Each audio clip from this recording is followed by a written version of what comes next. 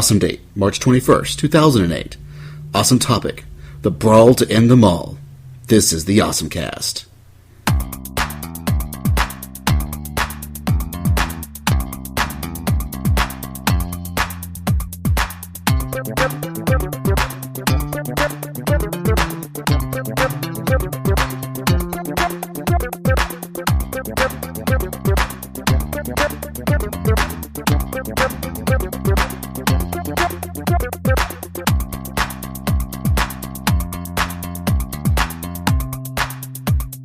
Greetings and salutations, citizens.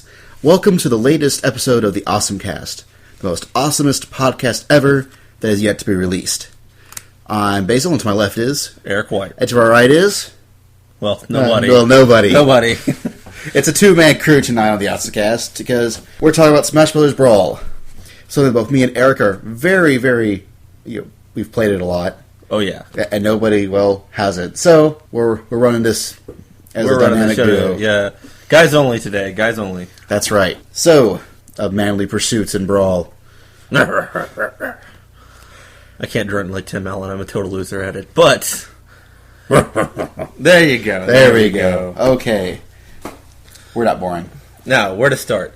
Well, first time around, I think we need to start with a single player, because this time there actually is a single player, and it's not just, hey, look, play against the computer. Hey, look, play against the computer. Hey, look, play against the computer. Yeah, they took the whole adventure mode and sort of expanded it like crazy into an actual plot-based, almost Metroidvania-esque game called the Subspace Emissary. And it's much like the adventure mode, where you eventually do fight people, but in between fighting people, you go through long tracks of stages that are kind of like platformers. Only this time they've made it crazy huge, including optional bosses, some of these stages that they use could have been actual stages in the actual game to be brawled on. It's kind of crazy. Yeah, they're really neat. They can be played with multiple characters. There's different spots you can only get to depending on which character you use. They've got unique enemies all over them.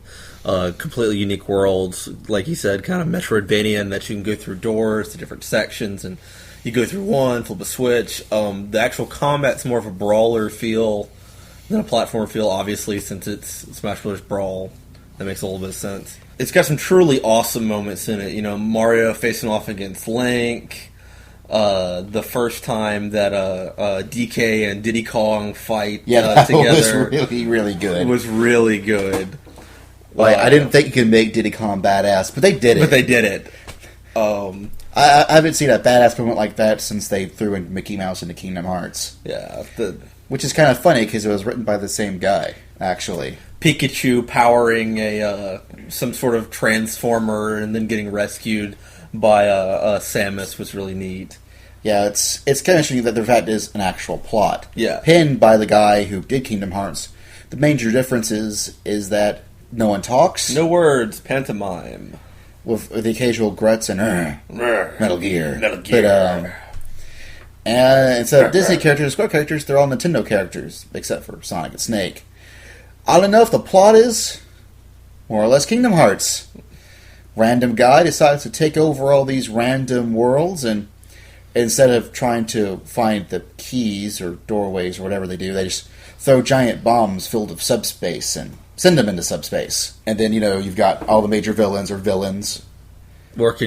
of working together, but sort of fighting, not kind of like the rivalry, villains. Kind of like the villains in Kingdom Hearts, where they were supposedly working together, but they all had sort of a rivalry, looking out for number one thing. Instead of, Heartless, you have these little shadow creatures that look like Heartless. Negatoids or something. They're like robot Heartless. Yeah, robot Heartless. Even the little graphics, the blue swirly, purple swirly subspace looks a lot like the Heartless bubbles the Heartless used to make when they popped up. But that's okay, because you take the basic story of Kingdom Hearts, you toss out all the miscellaneous stuff, throw Nintendo characters instead, and it turns out it's very good. Yeah, it's pretty good. It's a long game. I think I'm currently clocked at 40% after 5 hours. It took me about 10 to 15 minutes to hours, not minutes, hours to beat. 10 to 15 minutes? Jesus. Yeah, I'm good. No, but it takes a while, and It's a good long game. eventually, it really gets Metroidvania. Eventually, gets to a point where it's only called the Great Maze, where it's pretty much all these other stages that you've seen in previous. They're all now linked in almost like a castle format, kind of like in Castlevania, and it's all linked by various doors, stuff, and you have to go through that. And that by itself is almost half the game. It's right there. Yeah, that's a huge section. Like from what I've heard, that completes like 30% of the game or something when you complete. Yeah, and then after that, you're pretty set for the final match. You and the main guy, mano a mano. Well, mano a mano in that you get to choose 6 characters, and I thought that was kind of weird until I fought the guy. And I died 6 times. And I didn't die 6 times. The last one, it stood up. I think it was Sonic. Master Hand? I don't know. I'm not saying. Okay. Because that might be spoilers. And we've already given a ton of spoilers out, though. We should probably preface this with a spoiler warning. By the way, guys, it's a spoiler warning. That's okay. They've played this game already. We're telling them nothing they don't already know. I'm really keeping the spoilers away from you than anything else since you haven't finished the mode yet. Yeah. But, anywho, it's a total fun, and it's almost worth, I'm not going to go say that the $50 for the game would be worth for the Subspace Emissary alone, but it's close. Like, it's a pretty robust single-player experience. And that's before you get to the real part of Brawl, which is... Well, that's what I know with the single-player mode. You still have the classic way of playing it, just running through various bosses. You still have lots of events, and the events are way different from... There's a lot more variety to them. There's a lot less of them. There's only like 25 events. Oh, wow, then I'm almost done with it. I didn't realize it. Yeah, there's a very tiny amount of it. Like, the first game had like 100, and this game's got like 25 or 30.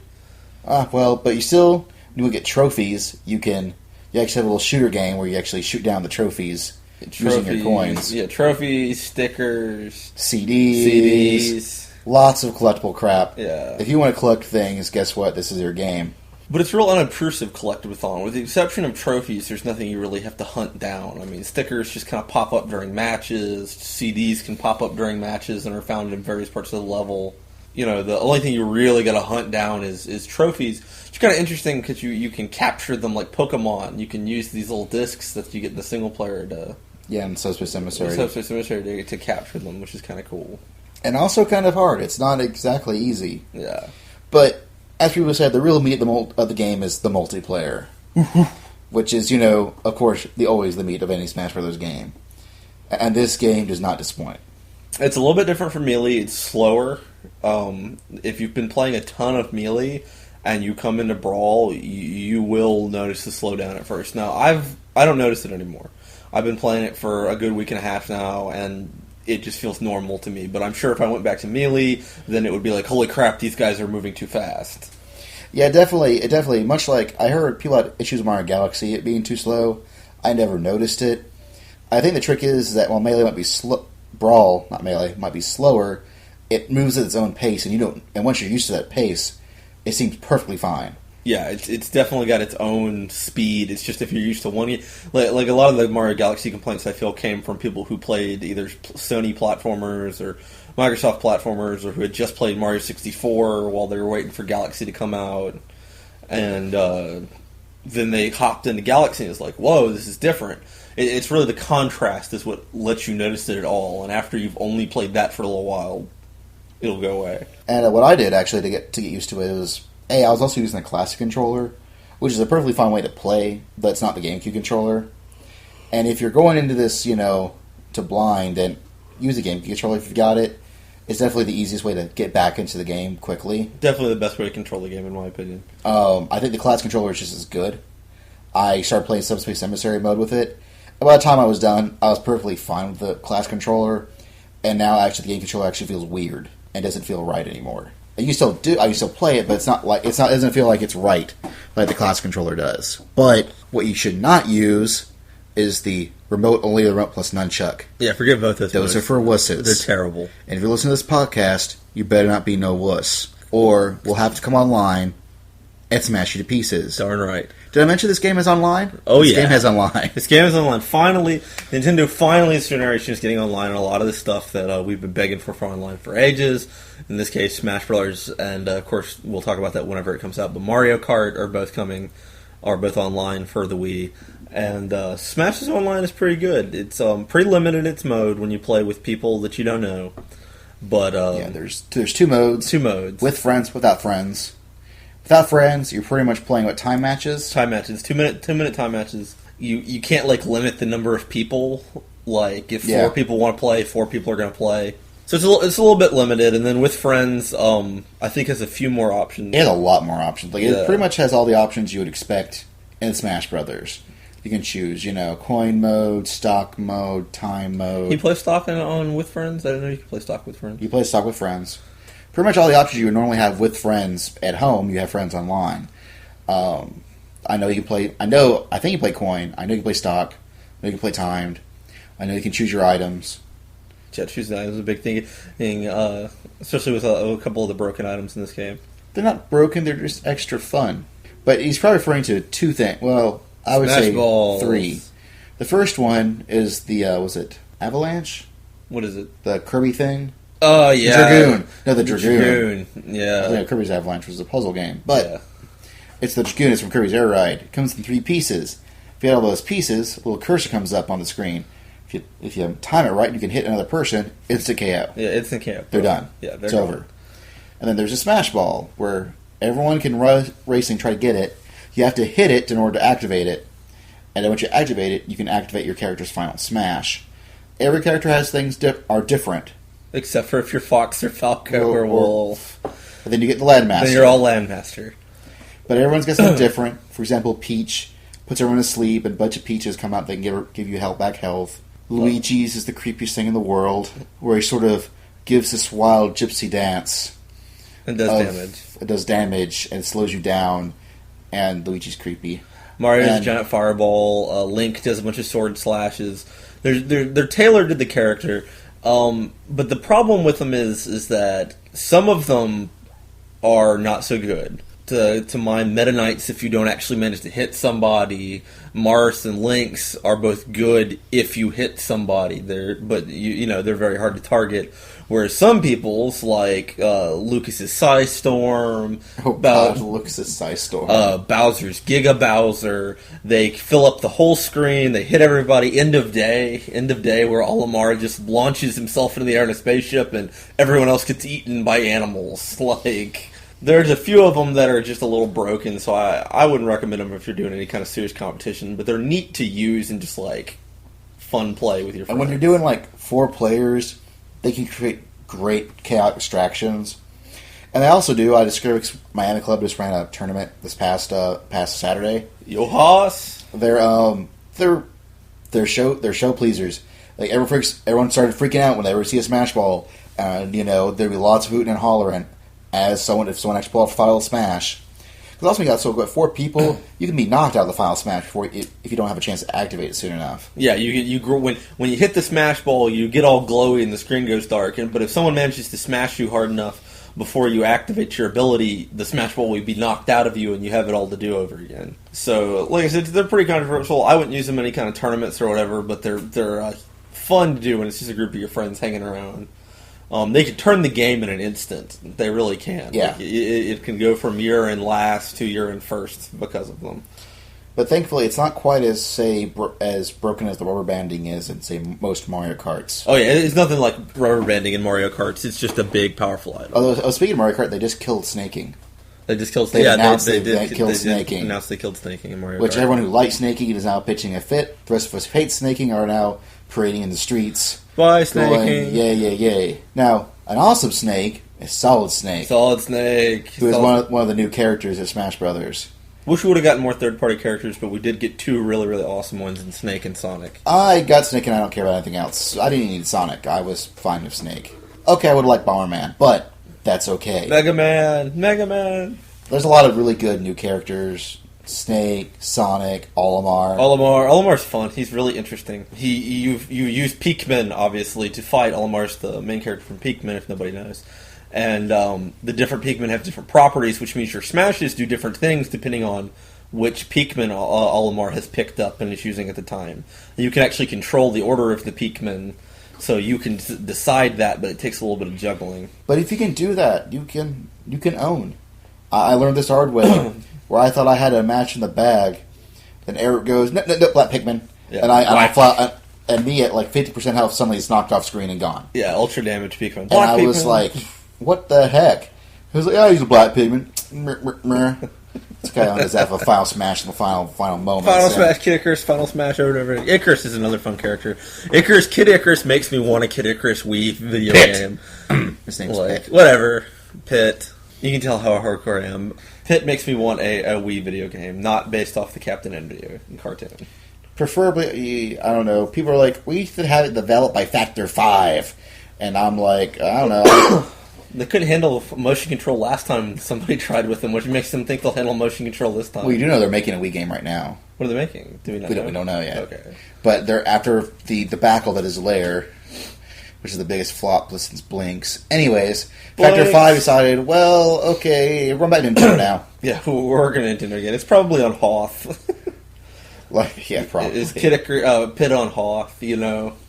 But as a lot of people mention it, apparently, I haven't played it in forever, so I can't say yes or no to this. But I hear that a lot of people say that the original Kid Icarus game wasn't all that great. It definitely was not, one of the major amazing games that Mario was, Zelda was, or even Metroid was. It was made by the same guy who did Metroid. In fact, just using the same engine. It uses a lot of the same stuff from Metroid. It just wasn't nearly well designed as Metroid. But Pit's sort of a really popular character, and I think they could totally reinvent, not using the actual base Kid Icarus gameplay, but at least the story, and really do something, I think, interesting with that.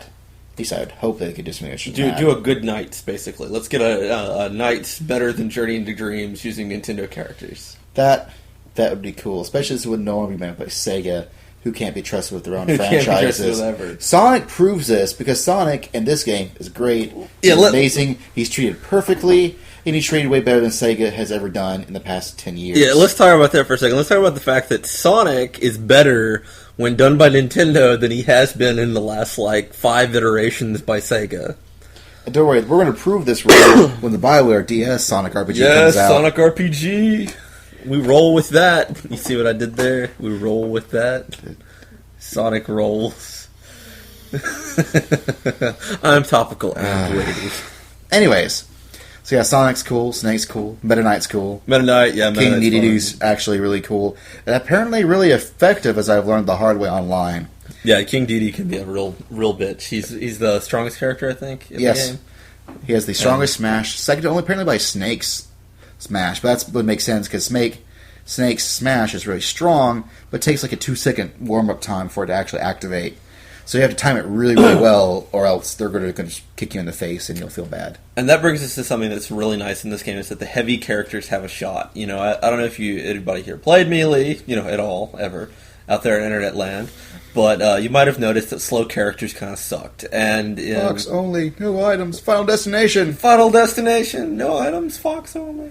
Mostly because Fox was the fastest character, therefore the best character. And it's not like that anymore. Heavy characters have a shot. I see a lot of Link players. I see a lot of Ike players. Yeah, a lot of Ike players. And they've jury-rigged the game.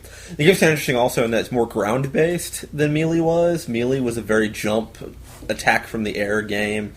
Wave dash on the ground to move quickly and do your smashes from the air. At least in my group of friends. There's a lot of hardcore Smash players giggling at me right now, but fuck y'all.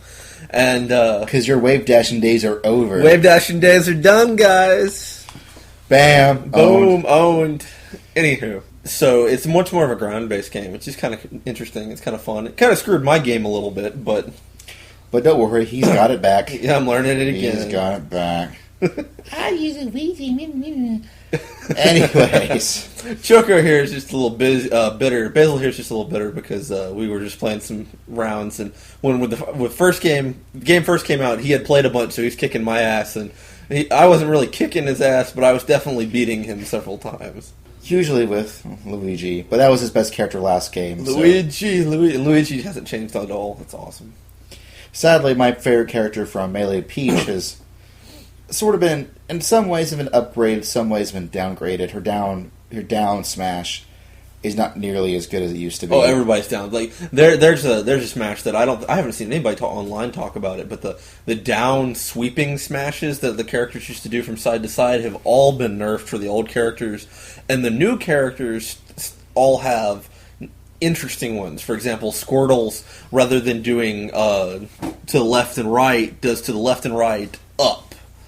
I think they've gone through a great effort to not have the down sweep and hit everybody smash be as prevalent as... A snake plants a claymore mine. Yeah, snake plants a mine. That's kind of neat. You can plant it to the ground or to a person, and then you detonate. Well, no, there's two different ones. Really?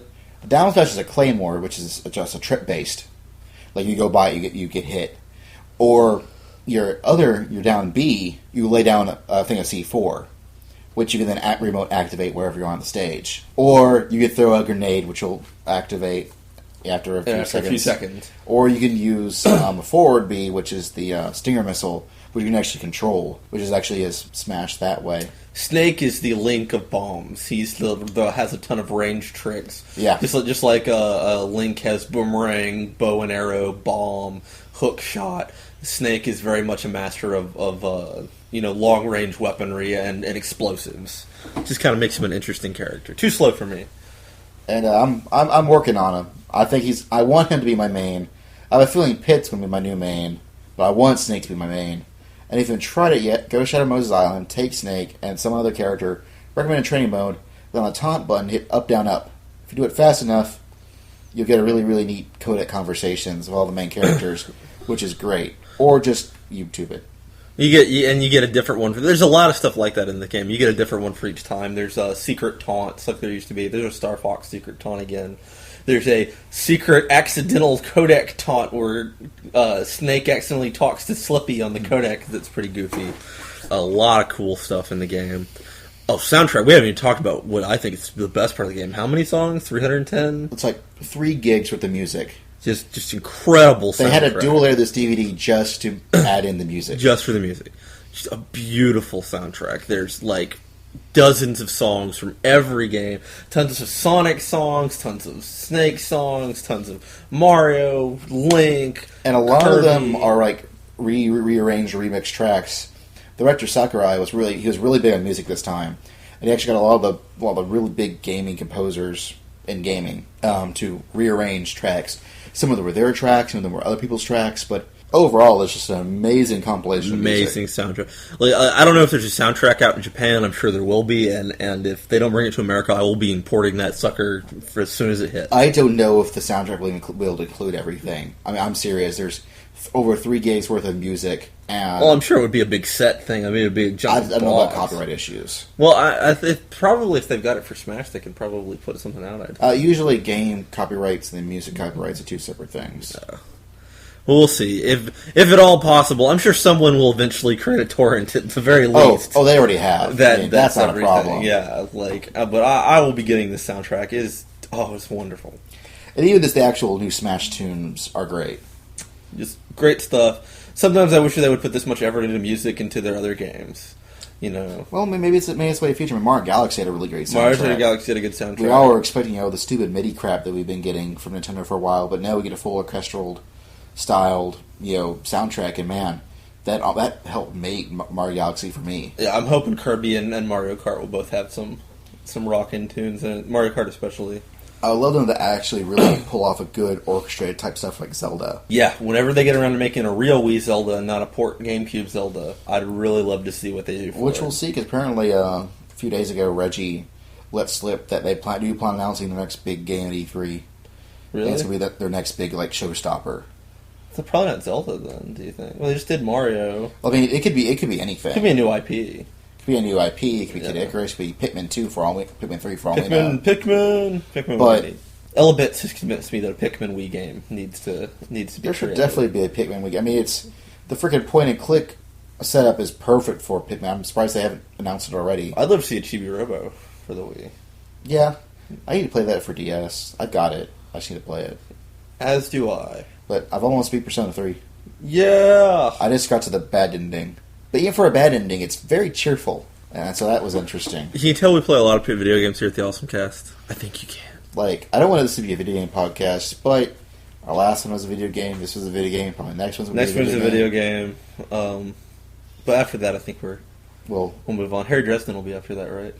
Harry Dresden, Metalocalypse. Will be in April. Well, Metalocalypse and then Harry Dresden. Yeah. So Then back to anime again. We'll go back to anime at some point. We'll talk about everything nerd here. Just you wait. In 2009, I'll have them talking about Star Trek. So that'll be a great podcast. Maybe DS9. DS9 was pretty awesome. I mean, nobody likes Star Trek, so nah. Watch Deep Space Nine. It's good Star Trek. Okay, we're not talking to Basil anymore. But it's got the Star Trek with Samuel L. Jackson, Cisco, Odo, Garrick. No, yeah. You used to hate all the good characters. Back to Smash Brothers. It has good characters, which also has good characters. So we're tying this all in. We're tying it all together here. I don't know. It's a total blast, and they've really done it again. The Smash Bros series is just a game series that has been getting better and better and better without any kind of missteps, in my opinion. I know there's going to be a lot of tournament kiddies that are out there that are crying that they can't exploit the game anymore. Well, sorry, guys. And I'm sure you'll find new exploits that'll enrage me later. Yeah, I'm sure a year from now, we'll be totally unable to play this at cons because of people who exploit. Curse you, exploiters. But for now, we have our pristine, untouched, beautiful Smash Bros Brawl. And I think it helps that the guy, director Sakurai, he mentioned that every time he makes a Smash Bros game, he plans on being his last. Very last, yeah. Not that he wouldn't mind making another one, but he tries to cram as much as he can into each version just to make sure that in case there was never one, that last one will stand the test of time. Because Smash Bros. Was not a series that was supposed to get as big as it did. I mean, it really was kind of... The first one was kind of thrown out on the N64 as a... I've seen all this stuff about it, and to me, it always seemed to be, the N64 wasn't doing so well, and they're like, well, let's take all our big IPs and throw them into a game and see if we can't get some sales. And they ended up creating a great game because Nintendo's awesome. And then Melee was, again, he said, well, it did well, we'll make a sequel, but it'll probably never get another one, so I'll make it like it's the last one. It's really neat how the story happened. Sakurai actually left Nintendo. Yep. He actually stayed a Nintendo employee. And then that E3 that it was announced, Iwata, the net president of Nintendo at the time, is out and said it. Yeah, we're making new Smash Brothers. Then that night he went up to Sakurai's room and was like, I want you to make the new Smash Brothers. You know I mentioned that? Yeah, I want you to make it. I want you to do it. And Sakurai was like, alright, I already had some projects. Dump them. Yeah. Okay. Quit that crap. Smash needs making. And so he did. And they set up a whole new studio. And it was actually made by Game Arts, which that's really weird. They did a great job. Did a good job. But it's weird because they make RPGs like Grandia and Lunar and stuff that I never thought I would see them make a Smash Brothers game. But you can actually really tell in the cutscenes. Yeah, the cutscenes. You can really tell that they they knew what these cutscenes should be like, and there's some great scenes. Dare I say it has good art direction?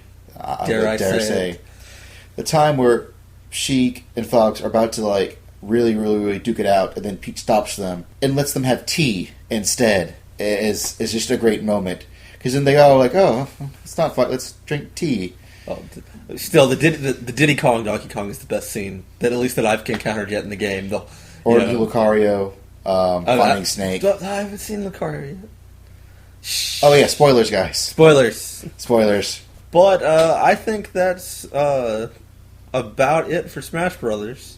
It's a lot of fun. I'm sure we'll talk about it again later. Oh, we'll talk about it. Yeah, you'll hear us babble about it at some point. If you own a Wii, buy the game. There is no reason to own a Wii right now without Smash Brothers. It really is that good. But if you don't have one, make sure you get a classic controller or a GameCube controller. Yeah, get a classic controller or GameCube controller. Find a Wavebird if you can dig one up somewhere. They don't make them new anymore. So if you've got a buddy with one, don't pay the $80 from eBay for them. Screw the giant eBay price. Find somebody who's got one. Pay for a reasonable price, $30, $40, something like that for one. Have fun. It's a great time. I'd say 1,000 awesomes out of awesome on this one. Yes, at the very least, 3 gigs worth of awesome. 3 gigs of awesome. There you go. 3 gigs of awesome out of awesome. And, yes. So that's this edition of the OSMcast. I'm Eric White. And I'm Basil, and we out. Brawl, people.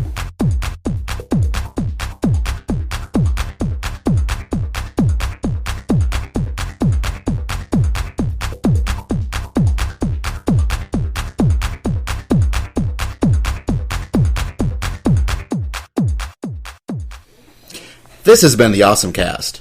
To learn more about us, check us out on the web at OSMcast.com. OSMcast. So awesome, only 3 letters can contain it. Or send us an email at awesomecast@gmail.com. See you next time. Bye-bye.